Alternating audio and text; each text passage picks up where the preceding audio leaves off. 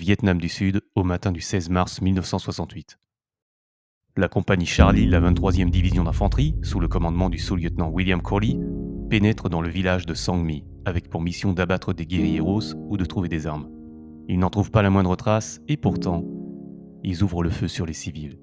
Les femmes, les enfants, les vieillards, tous sont pris pour cible. C'est une véritable folie meurtrière qui s'est emparée des soldats, qui agresse et tue sans sommation les civils, qui affirment pourtant leur non-appartenance au Viet Cong. C'est un véritable bain de sang, l'un des plus importants massacres perpétrés par l'armée américaine, dont le bilan catastrophique se dressera à plus de 300 morts. La tuerie cessera à 11h, notamment grâce au pilote d'hélicoptère Hugh Thompson Jr., qui sauvera plusieurs personnes en faisant barrage avec son appareil entre les civils et les soldats et alertera la hiérarchie. Une enquête de longue haleine sera menée par le général William Pierce afin de reconstituer les événements et punir les coupables de ce qui sera appelé le massacre de My Lai. Le récit que vous venez d'entendre provient d'un fait bien réel qui défraya la chronique et attisera l'animosité du peuple américain pour la guerre du Vietnam. C'est l'un des crimes de guerre les plus sanglants et les plus honteux qui ait jamais été commis. Il n'est pas étonnant qu'un réalisateur comme Oliver Stone s'y soit intéressé. Réalisateur adepte des sujets brûlants et reconnu pour ses films controversés, c'est aussi un authentique vétéran du Vietnam. Engagé volontaire, il sera blessé au combat. Cette période le marquera durablement, développant un syndrome de stress post-traumatique qui se manifestera notamment pendant le tournage d'une scène éprouvante de Platoon. Le Vietnam deviendra un sujet récurrent des films qu'il réalisera. Il le traitera sous tous les angles possibles, du point de vue des soldats américains, celui de l'ennemi, le retour à la vie civile, et pas forcément en un seul morceau, mais aussi les manœuvres politiques autour de cette guerre. Bien que certains passages de Platoon en aient fait écho, il était évident qu'Oliver Stone allait aborder un jour ou l'autre le massacre de My Lai dans un de ses films. L'occasion se présentera à la fin des années 2000, dans ce qui aurait dû constituer le 4e film de la saga du Vietnam, et ce, grâce à la star du second opus de cette saga, Tom Cruise. On est en 2006, et la carrière de l'acteur a pris un sérieux coup dans l'aile. Il avait travaillé avec les plus grands réalisateurs, a joué dans des films admirables, et avait même créé sa propre société de production avec son associé Paula Wagner, la Cruise Wagner Productions, afin de gérer lui-même les films dans lesquels il jouait. Mais au milieu des années 2000, le vent a tourné. Les frasques de l'acteur, notamment pendant l'émission d'Oprah Winfrey où il s'emportera en direct, et sa promotion massive de l'église de la scientologie vont provoquer un rejet de la part de la profession et du public. Paramount Pictures rompt son contrat d'exclusivité avec Tom Cruise. C'est à ce moment-là que les pontes du studio MGM prennent contact avec Cruise et Paula Wagner et leur font une proposition intrigante: prendre les rênes de United Artists. United Artists, qu'on va désormais appeler UA pour plus de commodité, c'est l'histoire d'un studio increvable, littéralement. Conçu en 1919 par 4 des plus grandes stars des débuts d'Hollywood, parmi lesquelles Charlie Chaplin, le studio avait l'ambition d'être la grande structure indépendante qui laisserait le champ libre à ses réalisateurs à l'abri du contrôle des grands studios.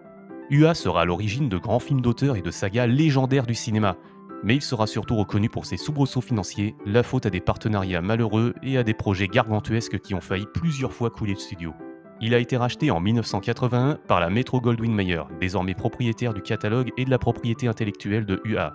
À partir de là, et à l'instar de son grand fauve de patron, le studio passera l'essentiel de sa carrière à exploiter la moindre petite licence et à tenter des coups d'éclat qui ne feront pas grand bruit.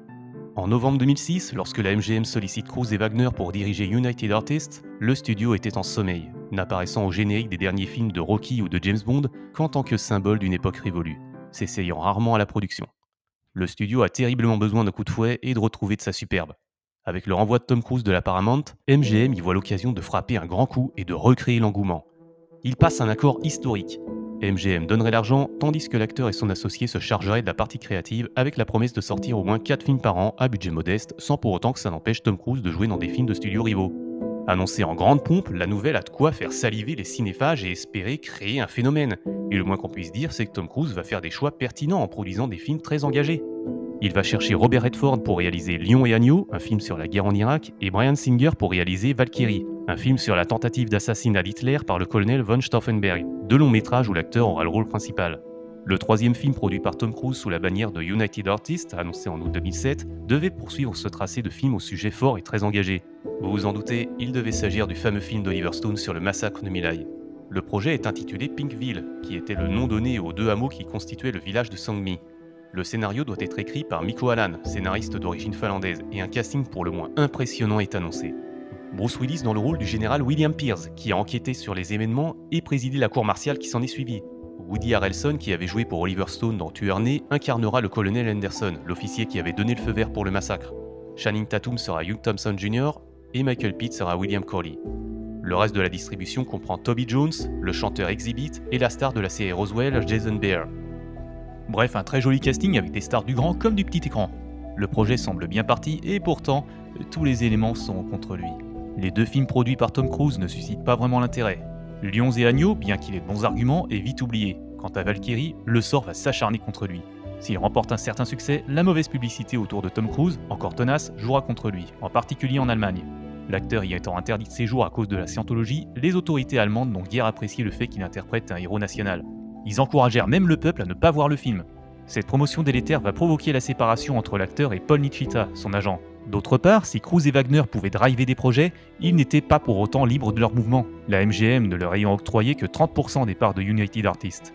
Paul Wagner doit constamment batailler pour faire valider des projets, la plupart étant refusés par MGM.